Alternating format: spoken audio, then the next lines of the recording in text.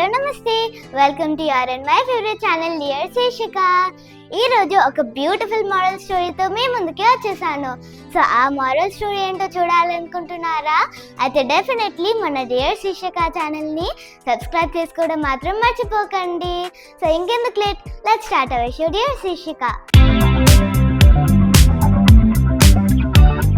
ఒక అడవిలో ఒక తాబేలు ఉండేది.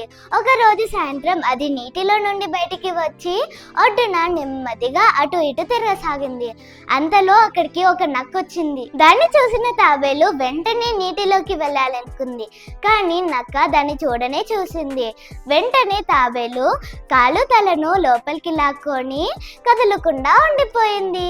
నక్క తాబేలు దగ్గరికి వచ్చి దాన్ని పట్టుకుంది.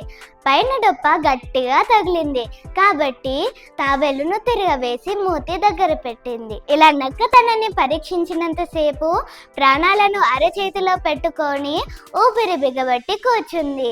ఇంతలో దానికి ఒక ఉపాయం తట్టింది. దాంతో ధైర్యం చేసి తలను కొంచెం బయట పెట్టి, అయ్యో నక్క బావా, నువ్వెన్ని తిప్పలు పడినా నా శరీరం నుండి ఇంత మాంసాన్ని కూడా తినలేవు అంది. తాబేలు ఎందుకలా అందో నక్కకు అస్సలు అర్థం కాక అయోమయంగా చూస్తుంది.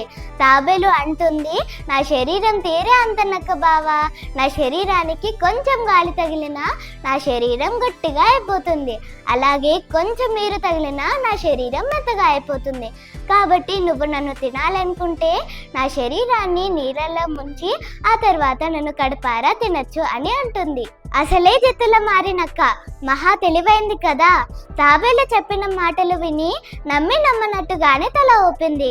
తాబేలును నీళ్ళలో వదిలిన తర్వాత పారిపోకుండా కాళ్ళతో గట్టిగా నొక్కి పట్టుకుంది. కాసేపు అయ్యాక తాబేలు తెలివిగా, నక్క బావా, నేను పూర్తిగా నానాను, కానీ నువ్వు కాలు పెట్టిన చోట నేను నానలేదు అని అంటుంది. అప్పుడు నక్క రవంత కాలు జరపగానే అందుకోసమే కాచుకొని ఉన్న తాబేలు బ్రతుకు జీవుడా అంటూ చటుక్కున్న నీటిలోకి జారుకుంటుంది. దీన్ని బట్టి మనకేమర్థమైంది అంటే, మన ముందుంది ఎంత పెద్ద మనిషి అయినా లేకపోతే ఎంత పెద్ద సమస్య అయినా సరే మనం సమయస్ఫూర్తితో ఆలోచిస్తే ఈజీగా సాల్వ్ చేయొచ్చు. సో చూసారు కదండి ఇవాళటి మోరల్ స్టోరీని. As always, don't forget to like, share, comment and subscribe dear Shishika. Signing off, bye bye.